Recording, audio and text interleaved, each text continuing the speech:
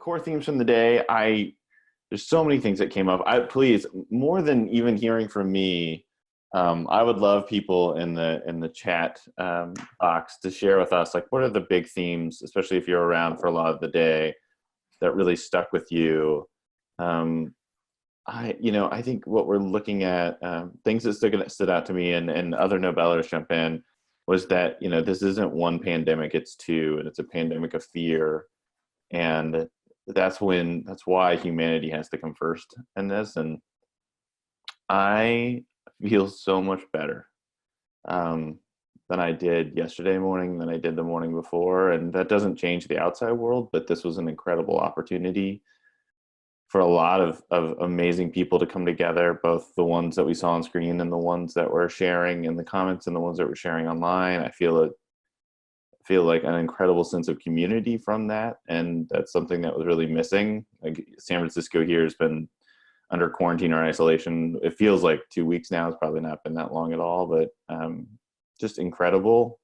So many things around resilience, so many tools and techniques now that I have that I didn't have before. I love the idea when it comes to leadership. And again, I want to repeat what we talked about this morning. Leadership isn't a person, it's a set of behaviors. And that's something that we should see more often in more places, and we can create the conditions for it. What are some other Nobelers? What are you seeing in the comments? I've been running the screen all day. I'm like too afraid to click the comment box for fear of like wrecking the entire thing.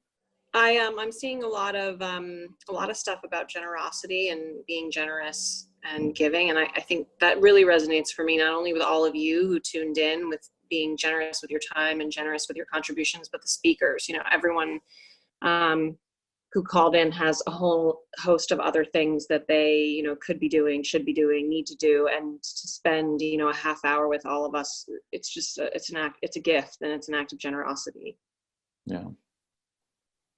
Yeah, I'm Kristen is slacking me, telling me people are talking about the importance of honesty, humility, transparency, and authenticity.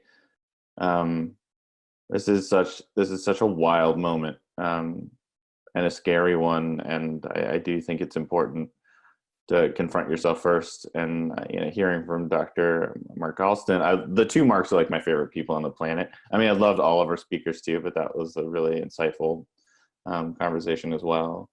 I think community, Bud. That's the other big theme that's coming up here is, someone just wrote, thank you for bringing together a group of strangers, leaving us with a strong global community. I think, throughout the day, just getting different perspectives, especially in the chat from literally all over the world.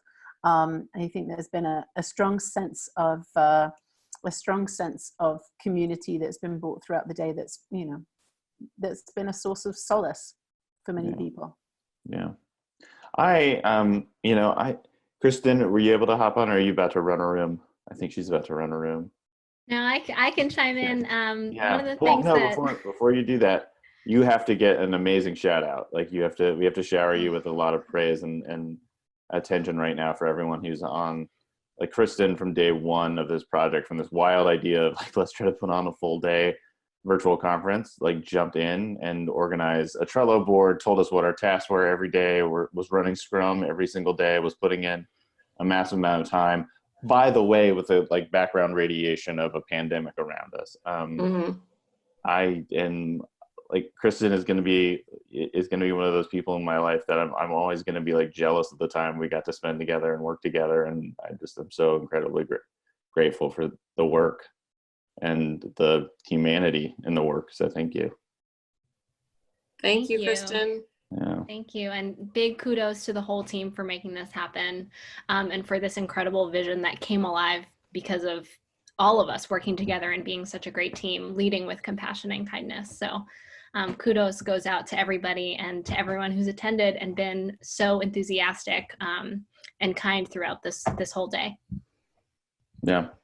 And, to folks who stuck around, friends and family, thank you to Jess, my partner, who put up with me being heads down all week while she would like routinely walk in and say, like, here's a horrible thing I read on the internet about what's happening in the world today.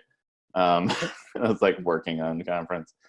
our fans, support staff, Hans, Craig, everyone who's helped us as a part of the team, the whole team here, the internet when it worked. Apologies for any Zoom snafus. We ran into some challenges there, but everyone was pretty resilient. Resilient was the word of the day.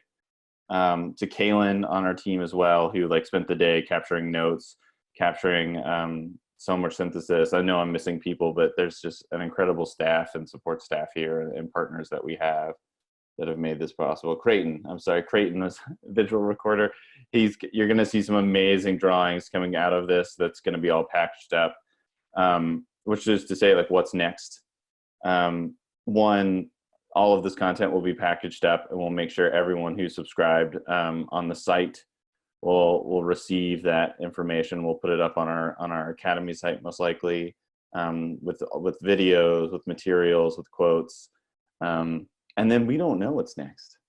When people signed up for this, they signed up in droves in such a way that was astounding to us, and also a clear signal that it's not about us, it's about the need in the world and the uncertainty that we're all trying to navigate. And we're unsure what to do next, and we'd love your ideas. I don't want to do this again in 10 business days, but I think there's a way for us to do something together, and a way to build real community now that we need it most. So you will receive some kind of update from us about that, but we're more open to your ideas. We held a meeting yesterday, literally going, what's next after this? And all of us were like, we should get Friday done first. So we'd love your ideas. Again, you can always find us, if you found any of this stuff valuable, you can always find us on our Academy website, academy.nobel.io. That's probably where the material will end up, but we will definitely email everyone. Our email as well, the Nobel email, you can certainly sign up for, and we'll share all these links. But if you've already signed up on changeatwork.nobel.io, you'll get all of these things. I'm not even going to talk about this slide, really. You know who we are. We know who you are now. It's an incredible moment that we got to share together. The last thing that I'll leave you with before we break out, please stay for the breakouts, because I certainly need to decompress with folks. Nobel's a funny name for a company. When we were thinking about what to call it, Nobel was almost called Organism. Thank God it wasn't. We decided, I was sort of trying to figure out what to name the company. And I certainly didn't want to name it Bud or Lucy because it needed to be bigger than both of us. And I stumbled across the story of the Nobel Peace Prize, and it might be apocryphal, but it's instructive. Let's put it that way. And the story goes that Alfred Nobel was this incredibly wealthy man. Think of him as the Elon Musk of his time. And he had earned his fortune blowing people up, blowing people to smithereens, for inventing new ways to maim people on the battlefield. And in his last years, his brother, or other versions of the story, his cousin dies, and the local newspaper reports that he died, and actually publishes his obituary, and he actually gets to read it, and it shows up on his door, or probably his servant hands it to him. And the headline of that obituary was "The Merchant of Death is finally dead." And it was stark and clear and sobering what his legacy was. And he spent the final years of his life and stunned his heirs by building the Nobel Peace Prize Foundation to recognize benefits for humanity, not just pure inventions, but things that could truly benefit mankind and all of humankind. And the reason why we named the company after that, it's a very, very worthy, very inspirational, but it's just the idea of every single day we're building a legacy, every single day. And sometimes that legacy is small, and it's important and potent. It's the people around us, it's our family. And sometimes it's these moments that have a huge ripple effect across lots of people. But there's still our legacy. And unless it's a conscious legacy, it'll be something that we really come to be frightened of someday, to be reflected back. And I think right now is a moment where legacies are being built.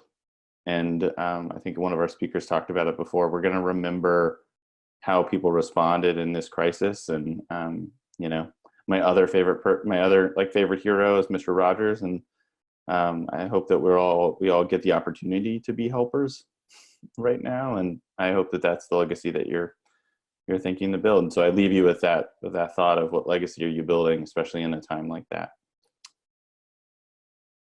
Happy hour choices. So we're going to break out into rooms. Again, you'll find the links for these on changeatwork.nobel.io. Please don't go. Please hang out for a minute.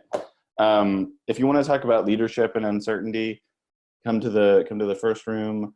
If you want to talk more about remote work, there's so much more we could do. We could do a whole week on remote work. And I think the people who showed up to give us their tips, like, were so incredibly helpful. And there's so much for us to talk about in terms of like, how do we actually apply those in our cultures?